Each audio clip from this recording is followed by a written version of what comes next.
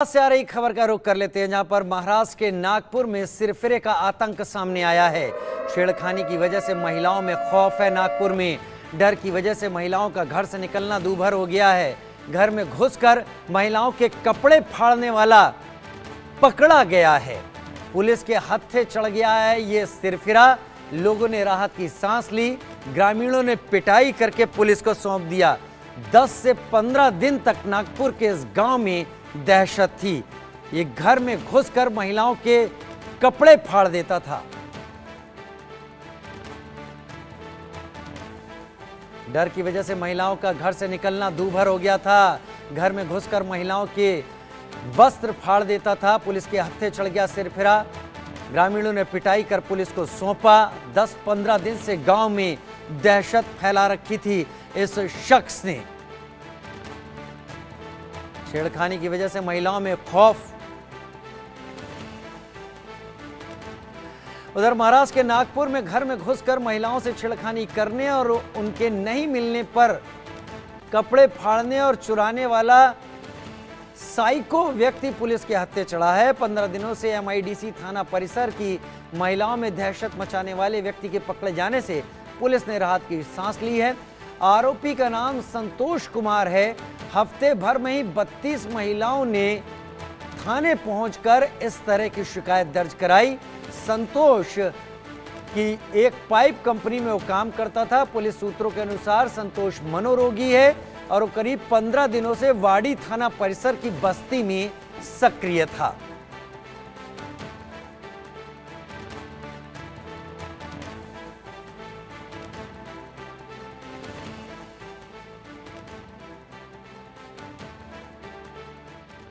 और फिर जो 3-4 लेडी थी जिनके घर में घुस के उसने रात में घर में जाके कपड़े फाड़े थे, वैसे 3-4 लेडीज़ हमने वो आदमी की उनसे पहचान करवाई और फिर पहचान उन्होंने वही आदमी है करके ऐसा हमें पुख्ता सबूत उसके खिलाफ मिले और वो जानकारी के आधार पे हमने फिर सुलोचना मेश्राम इनकी तकरार ली और उनके तकरार पर से आरोपी पे गुनाह दाखिल किया, उसको अरेस्ट किया, उसको कोर्ट पे प्रोड्यूस किया। क्या ये घर में घुसता था, चोरी करता था या छेड़खानी करता था, या इसका मकसद क्या रहता था घर में घुसने का? उसका घर में वो रात में घुस के बस सिर्फ कपड़े फाड़ता था और निकल जाता था। इस तरह के उसके अलग अलग इंटेंशंस होंगे, बट उसने चोरी वगैरह नहीं की, बट कपड़े फाड़ता था वो। क्या ये घटना से कि पूरे परिसर में एक दहशत का वातावरण निर्माण हो गया था? हाँ, 2-3 घटनाएं हुई थी, पुलिस कंप्लेंट नहीं हुई थी उसकी। तो परिसर में जो महिलाएं थी वो थोड़ा डर के थी कि कौन है ये आदमी, को क्यों कपड़े फाड़ता, क्योंकि किसी को दिखता नहीं था वो, तब तक किसी ने देखा नहीं था उसको।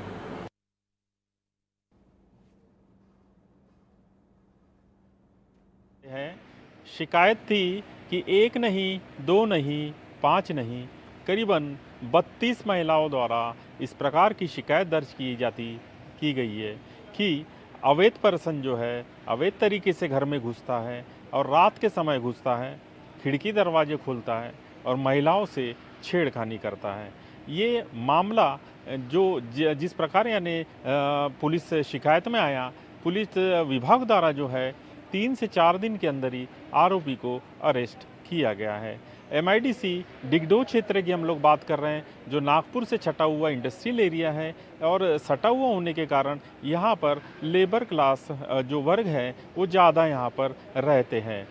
चूँकि महिलाओं में इस प्रकार की दहशत थी कि रात में निकलना महिलाओं का मुश्किल हो गया था, फिर भी महिलाओं ने हिम्मत करके एक सार्वजनिक रूप से शिकायत करके हिंगना एमआईडीसी पुलिस स्टेशन, जहां मैं ठीक खड़ा हूं, वहां पर शिकायत दर्ज की और शिकायत दर्ज करने के बाद में आरोपी को हिरासत में लिया गया और आरोपी को जो कोर्ट द्वारा न्यायिक हिरासत दी गई है। इंडिया न्यूज़ नागपुर से कैलाश सुगंधगिरी। तो एमआईडीसी नागपुर की ये घटना है, जहां पर एक शख्स घरों में घुसता था रात के अंधेरे में और जाकर कपड़े फाड़ता था, छेड़खानी करता था। अब पता चल रहा है कि ये मनोरोगी भी है। संतोष कुमार इसका नाम है और अब इसको करीब 5 दिन के अंदर पुलिस ने पकड़ा है। 30 से 32 महिलाओं ने इस तरह की कंप्लेंट की है। लेकिन बात केवल इस मुद्दे तक सीमित नहीं है, हमारे साथ कुछ खास मेहमान इसमें जुड़ने वाले हैं।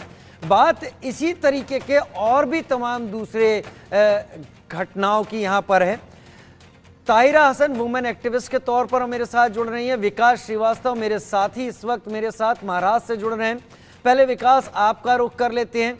विकास, इस घटना में क्या ये शख्स जो घर में घुसता था ये महिलाओं के साथ छेड़खानी करने के बाद उनके पहने हुए वस्त्रों के साथ इस तरीके की हरकत करता था या फिर घर में पड़े हुए कपड़ों को फाड़ दिया करता था? पूरी घटना सिलसिलेवार बताएं और बाकी चीजें फिर हम अपने विशेषज्ञों से इसमें चर्चा करते हैं। बिल्कुल, देखिए इस घटना की गंभीरता, इस घटना का मैग्नीट्यूड इसी बात से पता चलता है कि बीते 15 दिनों में एक नहीं दो नहीं बल्कि 32 महिलाओं ने पुलिस में इसकी शिकायत दर्ज कराई थी। और सबकी शिकायत में एक बात जो कॉमन थी वो ये थी कि गुनाह का पैटर्न जो था, क्राइम जो था, वो एक जैसा ही था। मतलब देर रात या कहें कि आधी रात ये शख्स महिलाओं के घर में घुसता था, उनकी अलमारी में से कपड़े चुराने की कोशिश करता था या उनके बदन पे जो कपड़े होते थे वो खींचने की कोशिश करता था और विरोध करने पे अभद्रता से पेश आता था, उनको मॉलेस्ट करता था। ये आरोप है पुलिस का। और जब इसकी गंभीरता पुलिस ने समझी कि एक नहीं दो नहीं बल्कि 32 महिलाएं बीते 2 हफ्ते में इस किस्म की शिकायत कराती हैं, तो इस आरोपी की जो धरपकड़ है वो तेज कर दी गई। उसको पकड़ने की कोशिश हुई, तमाम सीसीटीवी खंगाले गए इलाके के और अंततः संतोष कुमार नाम के इस शख्स को पुलिस ने धर दबोचा।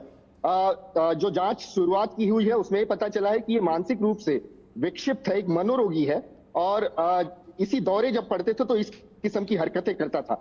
हद तो तब हो गई जब 15 अप्रैल की देर रात 3 बजे इसने 76 वर्ष की एक वृद्ध महिला के साथ अभद्र व्यवहार किया, उसे मॉलेस्ट करने की कोशिश की। लेकिन जब उसकी पोती रात के 3 बजे जाग गई तब वो वहां से भाग निकला। तो कई बार इसने इस किस्म के गुनाह करने की कोशिश की। एक मानसिकता की ओर इशारा करता है ये गुनाह कि कैसे औरतों को एक बहुत ही आसान शिकार समझने वाली एक मानसिकता है और इसी वजह से मानसिकता बहुत खतरनाक है। मैं आपको बताऊं कि इसकी वजह से दहशत बनी हुई थी समूचे इलाके में।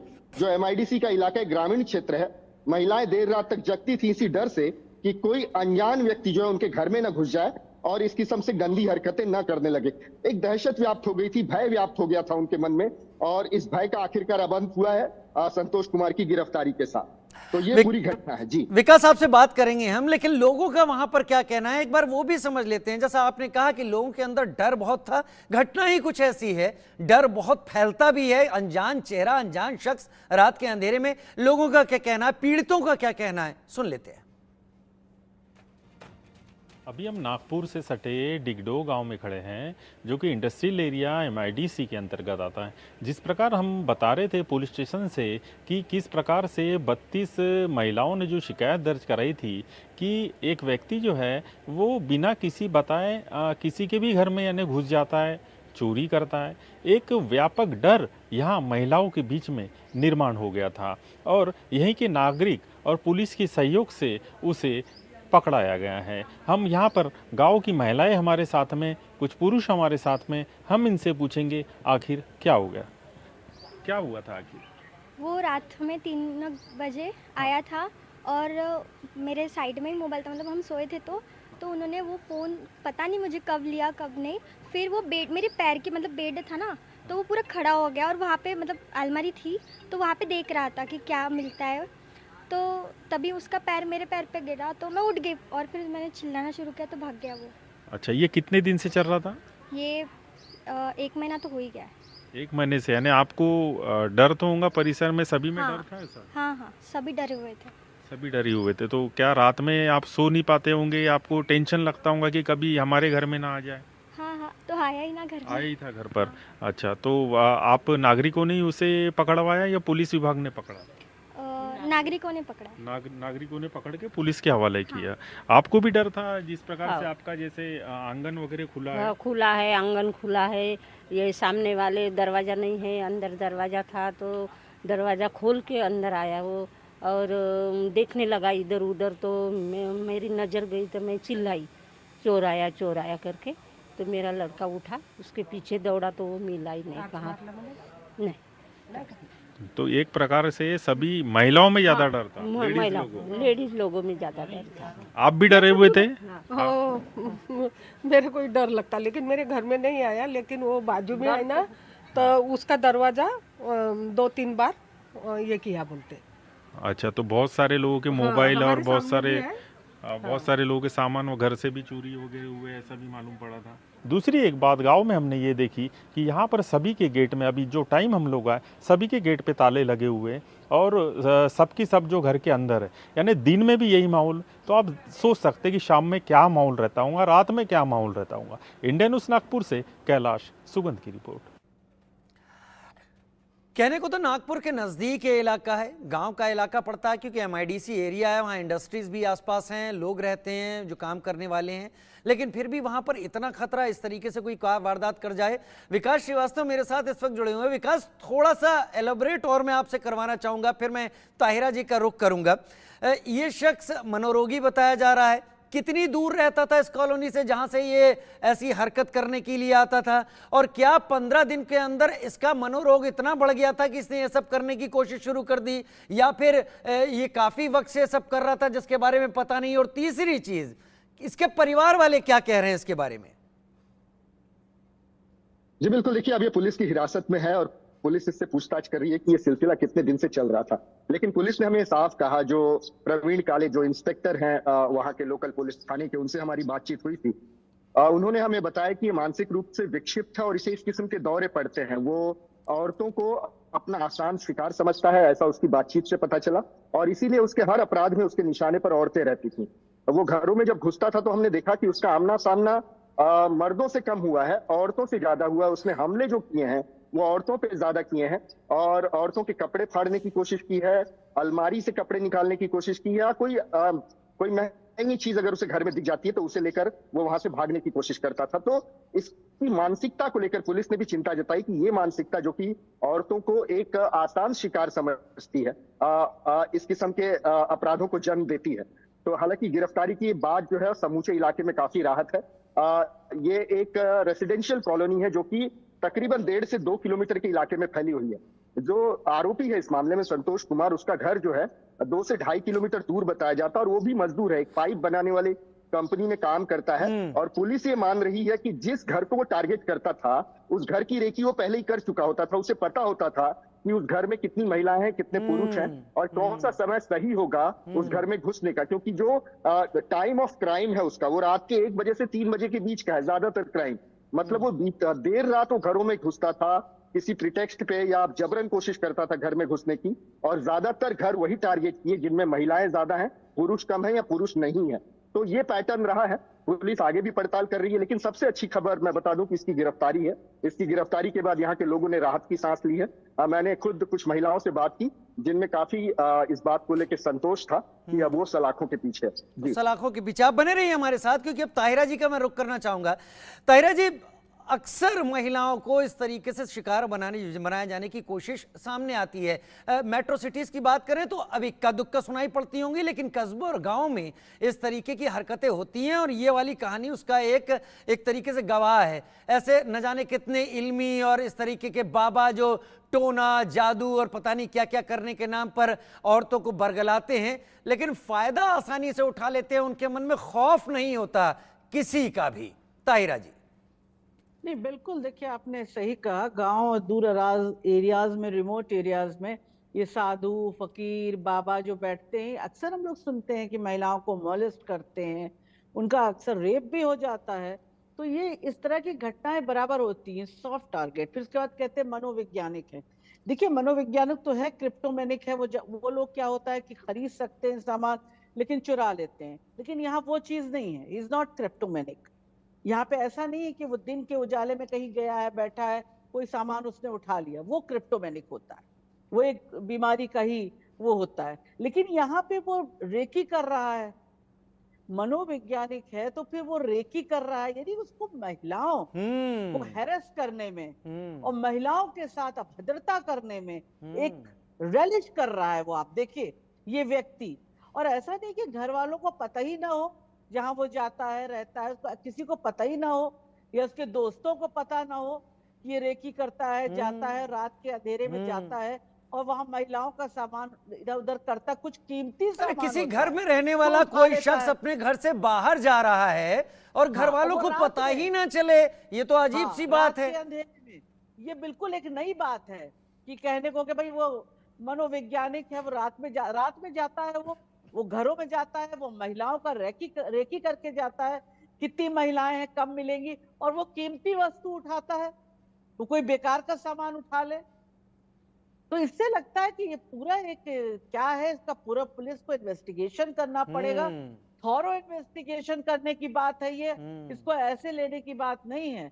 इसको पूरा इन्वेस्टिगेशन करके पता किया जाए उसके पीछे कौन है, उनके परिवार वालों को भी सबको इंटीग्रेट करना चाहिए कि रात में अगर आपका बेटा जाता है, या अगर ये मैरिड है तो ये इसकी पत्नी होगी, तो अगर ये जाता है, या भाई होगा, बहन होगा, तो क्या कभी आप लोगों ने पूछा नहीं कि ये ये ऐसे रात के अंधेरे में ऐसे कहाँ जा ऐसे रहे हो? बेमतलब के वक्त पर क्यों जा रहा है, कहाँ जा रहा है, क्यों जा रहा है? काम से आ रहा है, बिल्कुल। क्या कर रहा है? मैं विकास का रुख कर लेता हूँ। विकास, ताहिरा जी ने बड़ी अच्छी बात बोली। चलिए मान लेते हैं मनोरोगी है, ये हरकतें कर रहा है, लेकिन मनोरोगी शख्स रेकी नहीं कर सकता। मनोरोगी शख्स अपनी शिफ्ट के बाद एक तय वक्त पर चीजों को देखने और इस तरह की वारदात करने नहीं जा सकता।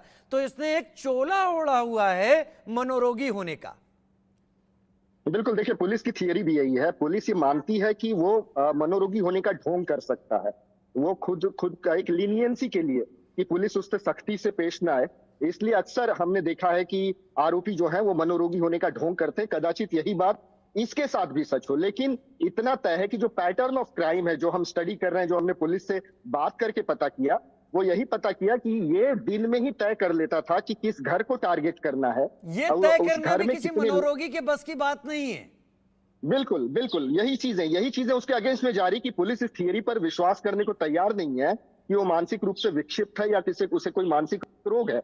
अगर इतनी शातिर तरीके से, इतनी चतुराई से अगर कोई जीरो इन कर रहा है किसी घर में, रेकी कर रहा है, आइडेंटिफाई कर रहा है किसी घर को, तो वो निश्चित तौर पर एक शातिर बदमाश है। वो मानसिक रूप से घिनौना तो है ही, और उसमें एक शातिर अपराधी के सारे लक्षण हैं, पुलिस का ये कहना है। लेकिन पुलिस अभी पड़ताल कर रही है, पुलिस इससे घर वालों से भी पूछताछ कर रही है। हालांकि इसके घर में कितने मेंबर हैं ये समझ में अभी तक नहीं आया है, पुलिस ने उसका खुलासा हमसे नहीं किया है। लेकिन उन्होंने ये भी कहा कि अगर रात के 12 से 3 के बीच में अगर घर से नियमित निकल रहा था तो घर वालों को आक्षेप लेना चाहिए था।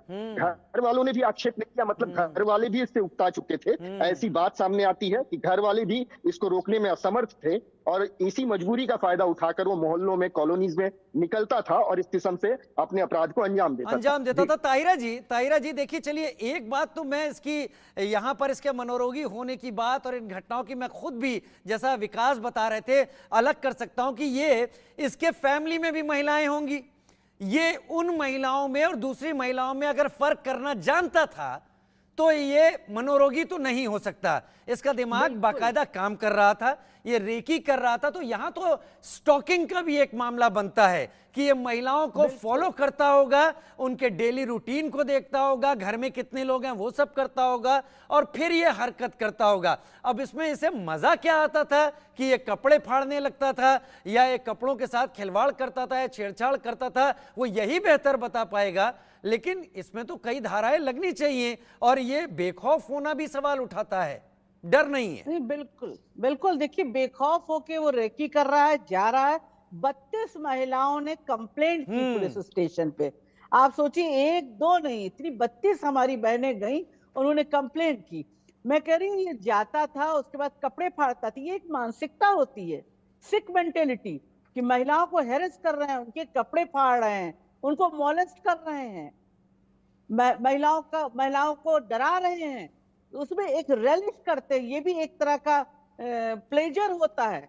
ये मेंटली सिक जो ये लोग हैं, वो इस तरह का एंजॉय करते हैं उसको।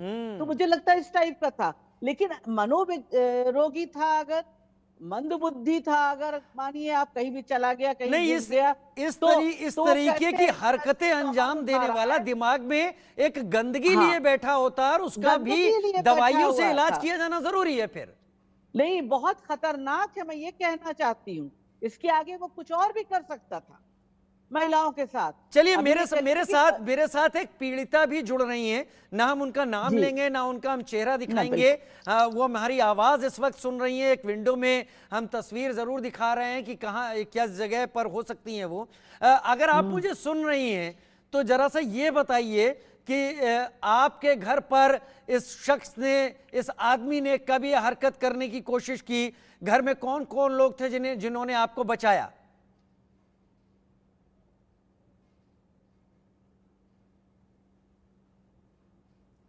आप लोग अगर सुन रही हैं तो बताइए, आपके घर पर कब इस आदमी ने यह हरकत करने की कोशिश की थी?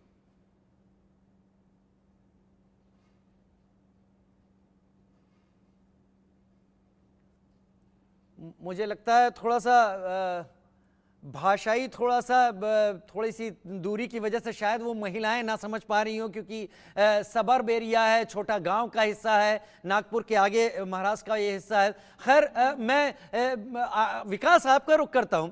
ये पाइप बनाने की फैक्ट्री में काम करता था, तो कई तथ्य तो साफ इसके खिलाफ जाते हैं कि ये शख्स मनोरोगी हो सकता है। कम से कम हम अपनी इस चर्चा में मानने को तैयार नहीं है मनोरोगी होगा, और अच्छी बात यह है कि पुलिस भी इसी लाइन पर काम कर रही है। लेकिन जिस कंपनी में ये काम करता था, वहां के ह्यूमन रिसोर्स डिपार्टमेंट की भी एक जिम्मेदारी होती है कि वो काम करने वाले लोगों की स्थिति, उनके बारे में सारी जानकारी रखें। क्या वो किसी बीमारी के शिकार हैं, क्या उनको कोई तकलीफ है, क्या वो कंपनी जानती थी कि वो इस तरीके से परवर्ट है, ये विक्षिप्त मानसिकता का प्रतीक ये लिए हुए आदमी?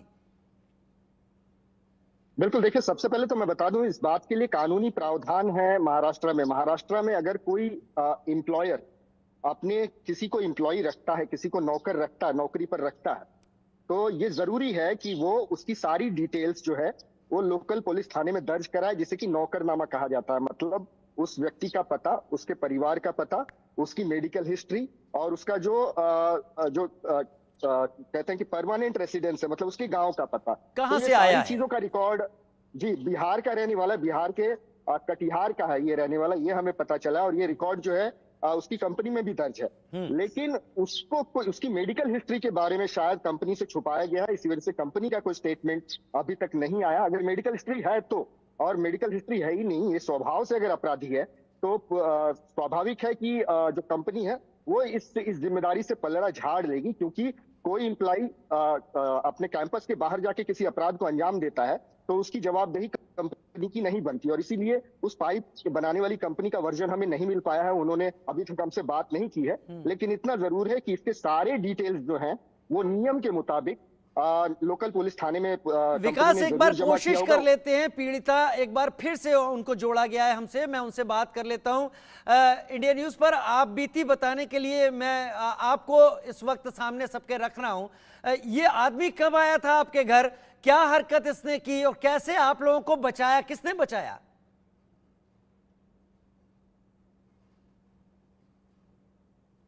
बताइए अगर आप लोग सुन पा रही हैं मुझे तो।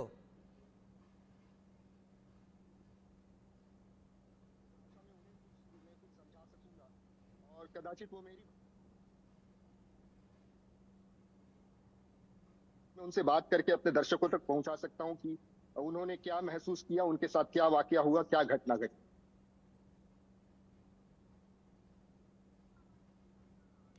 हम कोशिश करेंगे, अभी आवाज नहीं पहुंच पा रही है, लेकिन मैं ताहिरा जी का रुख करूंगा। ताहिरा जी, ये तो गांव की ये महिलाएं हैं, इनकी इतनी हिम्मत के लिए भी इन्हें सलाम कि ये लोग आगे निकली, पहुंची, जहां पर कई बार दबाव पड़ता है, खासतौर पर औरत पर एक दबाव डाल दिया जाता है। लेकिन इसको आधार बनाकर अलग अलग तबकों में, कस्बों में आ जाएं, तहसील में आ जाएं, शहर में आ जाएं और फिर मेट्रो शहरों में आ जाएं, अपराध ऐसा ही हो सकता है, लेकिन उसका तरीका दूसरा हो सकता है। इस तरीके के विक्षिप्त और गंदी मानसिकता वाले लोग हर कहीं हैं। कानून कमजोर हो रहा है या कानून का जो क्रियान्वयन है वो कमजोर है? नहीं, देखिए, पहले तो मैं सभी महिलाओं को सलाम करती हूँ कि इन्होंने कम से कम, देखिए, इस वक्त वो सुन भी रही होंगी तो थोड़ा बोलने में हिच होती है। ये हमारी ग्रामीण अंचल की महिलाएं हैं, बहुत कुछ जुड़ा हुआ है समाज की चीजें, इनके घर में कोई घुसा आदमी, यही बहुत बड़ी बात हो जाती है। देखिए, तो वो बोलने में थोड़ा सा संकोच कर रही है, मैं समझ सकती हूँ। मैं भी समझ क्योंकि सकता हूँ इसको, मैं भी समझ सकता हूँ। विमेन राइट्स एक्टिविस्ट हूँ, मैं महिलाओं में ही काम करती हूँ, तो मैं उनकी ये हित समझ सकती हूँ। वो दूर दराज के गांव में बड़ी मुश्किल से औरतें, हम लोगों से तो बात करती ही जाओ, लेकिन खुल के बोलने में थोड़ा समय लगता है। हाँ, सही देखिए कह रही हैं उनको। आप। हाँ, तो लेकिन मेरा ये कहना है कि कानून बहुत मजबूत है हमारे पास, इससे मजबूत कानून की जरूरत नहीं है। जस्टिस वर्मा कमेटी जब गठित हुई थी निर्भया के बाद, तो जो कानून बने उनमें सारी चीजें देख के एक मजबूत कानून हाथ में दिया गया, लेकिन उनका इम्प्लीमेंटेशन प्रॉपरली नहीं होता। देखिए, तुरंत का तुरंत अगर इस तरह से, पहले क्या होता था, पुलिस डायरी होती थी, मोहल्लों में एक एक ऐसा आदमी होता था जो पुलिस में इन्फॉर्म करता था कि इसमें कितने गुंडे बवाली और किस तरह के शोहदा लोग भी हैं। लेकिन अब वो चीजें खत्म होती जा रही हैं, और खत्म हो गई, आप कहिए। तो पुलिस के पास रिकॉर्ड भी देर में पहुंच रहे हैं इस तरह के लोगों के। यहाँ तो पहुंचे ही नहीं। यहाँ तो महिलाओं को सलाम कीजिए कि उन्होंने जाकर दर्ज कराया कंप्लेंट, तब पुलिस को पता चला कि एक आदमी इस तरह से इतने घरों में 15 दिनों से घुस रहा है, महिलाओं को प्रताड़ित कर रहा है रात के अंधेरे में। बताइए, घर के अंदर घुसना बहुत बड़ी बात है। एक नहीं 32 घरों में, एक नहीं 32 घरों में, 32 घरों में वो आदमी। और हो सकता है ये भी ताहिरा जी कि घर और ज्यादा हो, शायद कुछ बोल ही ना पाए हो अब तक। नहीं, उसमें मैं तो, मुझे तो लगता है कि उसमें कम से कम 32 ही महिलाएं नहीं बोली होंगी, देखिए, खामोश रही होंगी। चलिए, आप लोगों से चीजों को जाना, दर्शकों तक पहुंचाया और ये समझाया, ये बताया कि अब भी इतना कुछ होने के बावजूद भी ऐसी घटनाएं होती हैं, लिहाजा मजबूत होने की जरूरत है, डरने की जरूरत नहीं है। ऐसे लोग अक्सर मनोरोगी होने का कवच ओढ़ने की कोशिश करते हैं, लेकिन ये मानिए और जानिए कि उनके पीछे छुपी मानसिकता उनकी हरकतों को देखकर सामने आ ही जाती है। फिलहाल